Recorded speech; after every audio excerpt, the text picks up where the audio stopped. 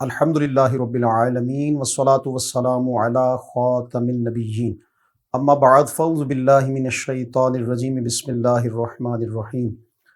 कंजुल Madaris HEC recognized board math video series में हम अपने ऑनरेबल तलबा किराम जो कि स्पेशली दीनी मदारिस से मुतल्लिक़ हैं इनकी मैथ्स में बेहतर जानकारी के लिए बाकायदा वीडियोस रिकॉर्ड करवा रहे हैं और ये जो टॉपिक आपसे डिस्कस किए जा रहे हैं ये अकॉर्डिंग टू 9th सिलेबस हैं।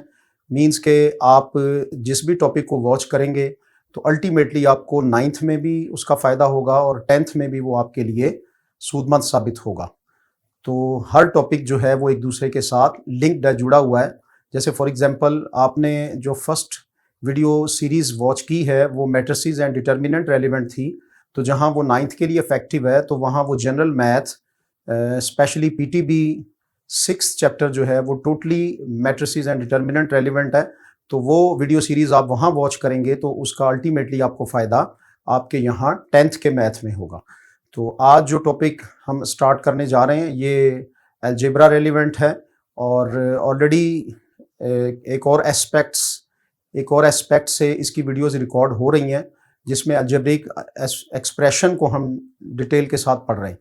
तो यहाँ पर आज 10th का एक टॉपिक स्टार्ट किया जा रहा है और ये टॉपिक जो है आपके लिए इसमें आगाही हासिल होना और इसमें महारत हासिल होना ये पेपर पॉइंट ऑफ व्यू से बहुत ज़रूरी है। राउंड अबाउट 12 to 16 मार्क्स जो हैं वो इन्हीं चैप्टर से आपको मिलेंगे। तो अजीज़ तलबा, आज हम जिस टॉपिक को पढ़ने जा रहे हैं वो है लीनियर इक्वेशंस एंड इनइक्वालिटीज़। तो बढ़ते हैं आज के लेक्चर की तरफ कि लीनियर इक्वेशंस और इक्वेशंस होती क्या हैं। An equation that can be written in the form of, यानी वो इक्वेशन कि जो इस फॉर्म में लिखी हो, और वो फॉर्म क्या है, वो जनरल फॉर्म है और वो है ax plus B is equal 0। तो ax plus B equal 0 form में जो इक्वेशन लिखी होगी तो ये इक्वेशन कहलाएगी लीनियर इक्वेशन। अब ये फर्दर आगे पढ़ते हैं कि इसको लीनियर इक्वेशन कहते क्यों हैं। तो इसमें ये जो a और b यूज़ हुए हैं in this equation, a and b are constants. तो यहाँ पे ये एज ए कॉन्स्टेंट यूज़ हुए हैं and x is a variable. तो इसमें x जो है वो एक वेरिएबल है, यानी मुतगय्यर मिकदार, वेरिएबल वैल्यू कि जो कि अपनी एग्जैक्टली कोई वेरिएबल वैल्यू एग्जैक्टली अपनी कोई क्वांटिटी नहीं रखती, इसकी क्वांटिटी और वैल्यू वेरी करती है, इसलिए ये एक वेरिएबल है। तो x इसमें एक वेरिएबल है जिसकी वैल्यू हमें फाइंड आउट करनी होती है और a और b जो हैं वो इसमें कॉन्स्टेंट्स हैं, यानी मुस्तकिल मिकदारें। तो ये है लीनियर इक्वेशन जिसको हम इस चैप्टर में डिस्कस करने जा रहे हैं। तो आइए पहले तो ये जानते हैं कि इक्वेशन कहते किसको हैं।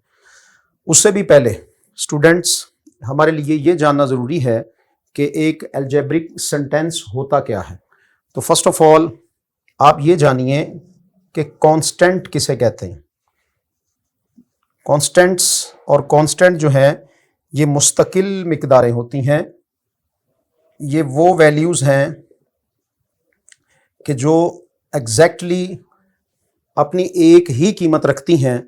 फॉर एग्ज़ाम्पल अगर मैं यहाँ पे लिखूँ रियल नंबर्स में से 5, या फिर मैं लिखता हूँ 1005 और यहाँ पे फॉर एग्ज़ाम्पल मैं लिखता हूँ x प्लस 5, तो इसमें जो वैल्यूज़ एग्जैक्टली एक ही क्वांटिटी रखती हैं दैट आर कांस्टेंट और कांस्टेंट्स। अच्छा, अब इसके अगेंस्ट में जो वर्ड है वो है वेरिएबल। तो ऑलरेडी आप लेक्चर्स में जान चुके हैं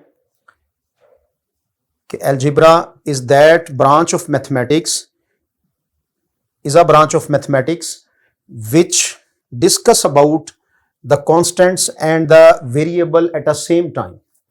तो वेरिएबल वैल्यूज़ जो हैं ये असल में मुतगय्यर मिकदारें हैं, तगय्युर पजीर, यानी जो अपनी एग्जैक्ट वैल्यू नहीं रखती हैं बल्कि ये मिकदारें तब्दील होती रहती हैं। तो इसके लिए इन जनरल अलजेब्रा में X, Y and Z, mostly ये जो अल्फ़ाबेट्स हैं, तो ये अल्फ़ाबेट्स एक्स, वाई, जी, ये नोटेट हैं, यानी नोटेशंस हैं किसकी? वेरिएबल वैल्यूज़ की। तो जानिए कि वो वैल्यूज़ जो एग्जैक्ट अपनी कोई क्वांटिटी रखती हैं, उसमें वेरी नहीं करती, वो मुस्तकिल हैं, वो कांस्टेंट हैं, और जो वेरी करती हैं वो एक्स, वाई, जी हैं। तो आपने जाना a x plus B is equal 0 में ए बी जो है ये कांस्टेंट है और एक्स जो है वो एक ये वेरिएबल है। अब देखिए, जब हम मैथमेटिक्स में नंबर यूज़ करते हैं तो हम उसके लिए जो अरेबिक न्यूमेरल्स हैं वो लिखते हैं 5। तो 5 जो है ये अलजेब्रा में एक कांस्टेंट है। इसी तरह अगर वेरिएबल में कोई वैल्यू हम लिखें तो उसकी जगह हम क्या लिखेंगे? x। तो x जो है यहाँ पे एक वेरिएबल है। अलजेब्रा में 5 और x अलग अलग पढ़े जाएं तब भी, और अगर मिलाकर पढ़े जाएं तब भी इनकी बाकायदा एक वैल्यू है, और इन्हें डोनेट किया जाता है और इन्हें नॉमिनेट किया जाता है, जैसा कि मैंने अर्ज़ किया, कांस्टेंट और वेरिएबल से। अगर हम कांस्टेंट और वेरिएबल को एक ऑपरेशन के साथ मिला देते हैं, ऑपरेशन इसमें डाला है हमने प्लस, यू नो दैट कि plus, minus, divide and multiply ये ऑपरेशंस हैं। तो वेरिएबल और कांस्टेंट को हमने ज्वाइंट कर दिया एक ऑपरेशन से, तो ये हमारे पास बनता है एक अलजेब्रिक सेंटेंस। खुद से 5 भी एक नंबर है और x भी एक नंबर है, ऑपरेशन आने से ये अलजेब्रिक सेंटेंस बना है। अब जो सेंटेंस है आर ऑफ डिफरेंट टाइप्स, उसमें फर्स्ट ऑफ ऑल एक सेंटेंस है ओपन सेंटेंस, और उससे पहले आ जाए ट्रू सेंटेंस। अब ट्रू सेंटेंस कौन सा होगा, उसकी एग्जांपल देखिए। ट्रू सेंटेंस ये हमारे पास वो सेंटेंस है कि जो वाकयातन ट्रू हो। फॉर एग्जांपल अगर मैं यहां लिखूं कि 2 इज ग्रेटर देन 1, तो ये बात बिल्कुल दुरुस्त है कि 2 हमेशा 1 से बड़ा होता है। और अगर मैं यूं लिखूं 1 लेस देन 2, 1 जो है वो 2 से छोटा है, जब भी ये बात बिल्कुल एग्जैक्टली ट्रू है। और अगर मैं कहता हूं 5 बराबर है 5 के, तो अजीज तलबा ये बात भी बिल्कुल सही है, दुरुस्त है, अकल में आने वाली है। तो इस तरह के सेंटेंस ये ट्रू सेंटेंस कहलाते हैं, बिकॉज ऑफ कि इनमें जो बात की जा रही है वो मैथमेटिकली भी बिल्कुल एक्यूरेट है। और इसके बाद आ जाते हैं हमारे पास फॉल्स सेंटेंस। फॉल्स सेंटेंस कौन से हैं? वो सेंटेंस कि जो बोला जा रहा है वो रिजल्ट उनका उसके खिलाफ है। फॉर एग्जाम्पल अगर मैं लिखता हूं 3 ग्रेटर देन 5, तो ये बात मैथमेटिकली रॉन्ग है। इसी तरह से अगर मैं लिखूं कि 5 ये लेस देन 1 है, तो भी ये बात बिल्कुल रॉन्ग है। और इसी तरह से अगर कहा जाए कि 3 इज इक्वल 3, तो फिर भी ये बात रॉन्ग रहेगी, नहीं, ये सही होगी। अगर मैं लिखूं 3 इज इक्वल 4, तो फिर ये बात दुरुस्त नहीं है और ये एक फॉल्स सेंटेंस होगी। अब अगर इसके साथ मैं एक वेरिएबल भी जोड़ूं, तो वेरिएबल जोड़ने के बाद अगर ये यूं बन जाए 2x ग्रेटर देन 1x, तो फिर ये बात दुरुस्त रहेगी। इसी तरह मैं कहता हूं कि 1y लेस देन 2y, तो जब भी ये बात दुरुस्त रहेगी। और इसी तरह अगर मैं कहूं 5z ये इक्वल है 5z के, जब भी ये बात मैथमेटिकली बिल्कुल एग्जैक्ट है, तो इसलिए ये ट्रू सेंटेंस ही कहलाएगी। तो यहाँ पर मैंने ओनली कांस्टेंट यूज़ करके एक बात को बयान किया है, एक फ़िक्रे में इसको जोड़ा है, और इसी तरह मैंने यहाँ पर वेरिएबल साथ मिलाकर अपनी स्टेटमेंट दी है। तो इन दोनों सूरतों में जो सेंटेंस है वो ट्रू रहेगा, और इस सूरत में ये सेंटेंस हमारे पास फॉल्स है। तो इसकी सिर्फ एक ही एग्जांपल लिखता हूँ। फॉर एग्जांपल यहाँ मैं लिखता हूँ 3y ये ग्रेटर है 5y के, तो ये बात जो है वो बिल्कुल रॉन्ग है, सो दैट ये एक फॉल्स सेंटेंस हुआ। अब आप ज़रा मुझे ये बताइए कि इसके बारे में आप क्या राय देंगे। फॉर एग्जाम्पल मैं यहाँ लिखता हूँ 3x ये ग्रेटर देन है 1। क्या मुझे बता सकते हैं कि वाकई 3x ग्रेटर देन 1 है? आप सिर्फ 3 को ना देखिए, ये 3x है वैल्यू। इसी तरह से अगर मैं आपसे कहूँ 5y ये लेस देन है 7 से, तो देखने में तो 3 जो है 1 से बड़ा है और 5 जो है वो 7 से छोटा ही है।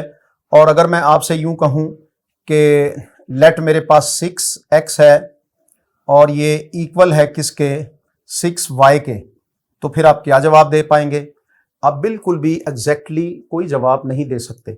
ना आप इसको ट्रू सेंटेंस कह सकते हैं, ना ही इनको फॉल्स सेंटेंस कह सकते हैं। तो फिर ये कौन से सेंटेंस हैं? तो अजीज तलबा, ये हमारे पास असल में है ओपन सेंटेंस।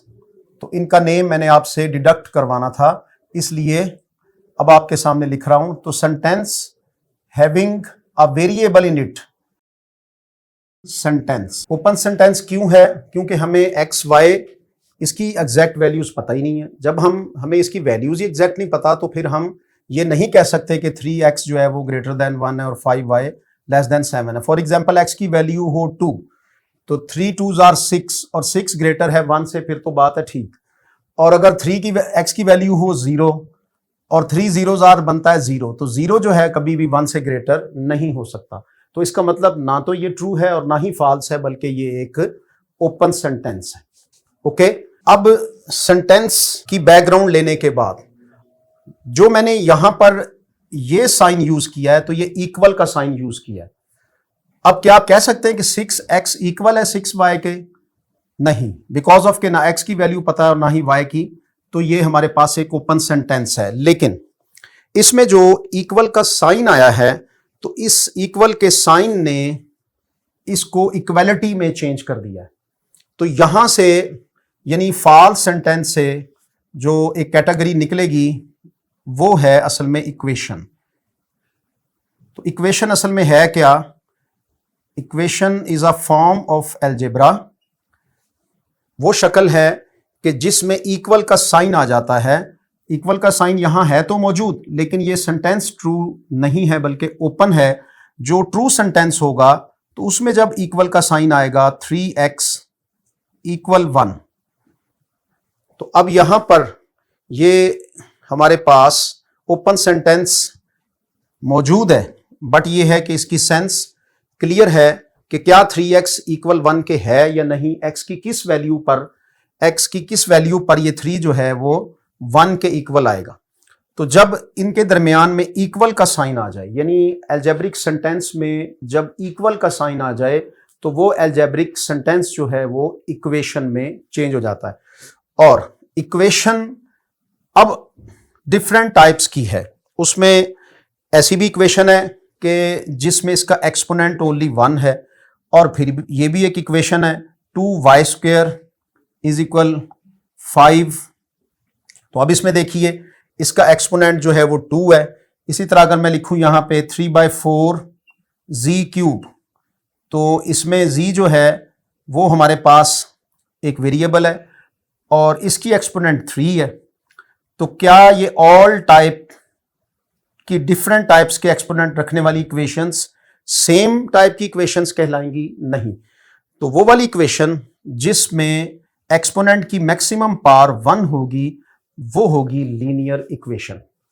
तलबा इकराम, यहां ये जो सेंस आपने देखी है कि जिसमें वेरिएबल की पावर 1 है, तो बिल्कुल ये सेंस यहां मौजूद है।